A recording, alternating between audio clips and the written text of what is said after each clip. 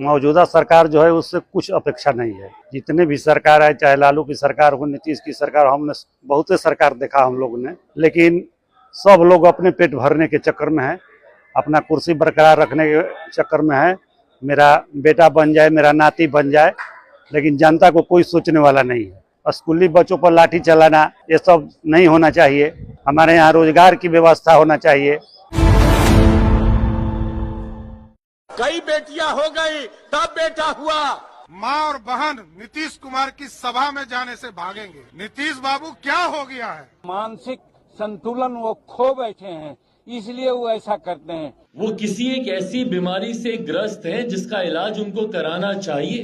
अब पैदा तो बहुत कर दिया, इतना ज्यादा पैदा करना चाहिए किसी को। इसी को कहते हैं मानसिक संतुलन बिगड़ जाना। भाई, हम अपने प्रदेश को एक ऐसे व्यक्ति के हाथ में नहीं छोड़ सकते हैं जिनका मानसिक स्वास्थ्य ठीक नहीं है। 2 साल से नीतीश जी का जो आव भाव भंगिमा है वो दिख रहा है कि कहीं न कहीं उनको कुछ मानसिक परेशानी या तकलीफ है। और ये बात मैंने शुरू नहीं की, कम से कम 10 बड़े नेताओं ने अलग अलग समय में पिछले 2 साल में कहा है। सामान्य लोगों में तो, जनता में तो ये चर्चा आम है। इसलिए नहीं क्योंकि इसी नीतीश कुमार को तो लोग यहाँ सुशासन बाबू कहते थे।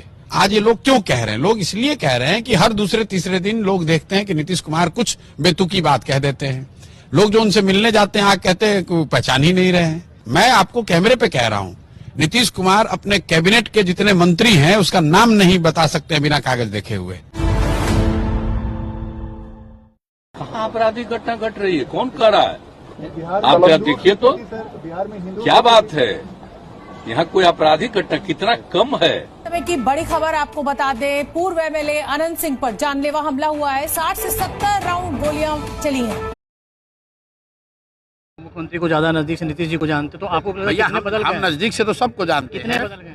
बदलने की बात नहीं है, अहंकार है। जब आदमी सत्ता पर बैठ जाता है कुर्सी पर, तो उसको ऐसा लगने लगता है कि वो आपने शेर सुना होगा कि आपसे पहले जो यहाँ तख्ते नशी था उससे भी अपने खुदा होने का इतना ही यकीन था। तो उनको ऐसा लग रहा है कि अब हम ही हैं यहाँ के माई बाप, हम जो चाहेंगे वही करेंगे। वरना आप बताइए, 10 यंग लड़के उनसे मिलना चाहते हैं, आपके पास 10 मिनट समय नहीं है बच्चों से मिलने का। इन्हीं बच्चों से तो वोट लेने जाओगे, घर घर जाओगे कि नहीं जाओगे? अभी चुनाव होगा तो इन बच्चों के घर जाओगे कि नहीं जाओगे वोट मांगने?